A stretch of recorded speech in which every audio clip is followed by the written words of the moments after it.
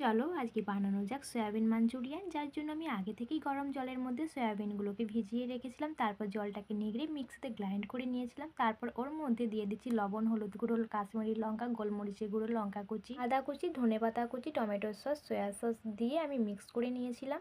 তার মধ্যে 2 চামচ কর্নফ্লাওয়ার, 2 চামচ ময়দা দিয়ে আমি আবারও একবার ভালো করে সব কিছুর সাথে মিক্স করে নিয়েছিলাম। এরপর ছোট ছোট করে বল করে নিচ্ছি। এইভাবে আমি বাকি বলগুলোকেও রেডি করে নিয়েছিলাম। তারপর গরম তেলের মধ্যে একে একে করে লাল করে আমি ভেজে নিয়ে আমি নামিয়ে নিয়েছিলাম। মাঞ্চুরিয়ান গ্রেভির জন্য সসটিকে রেডি করে নেব। এর জন্য আমি 1 চামচ সয়া সস, 2 চামচ রেড চিলি সস, 3 চামচ টমেটো সস দিয়ে আমি রেডি করে নিয়েছিলাম। তারপর আরেকটি বোলের মধ্যে 1 চামচ কর্নফ্লাওয়ার আর অল্প জল দিয়ে একটা ব্যাটার রেডি করে নিয়েছিলাম।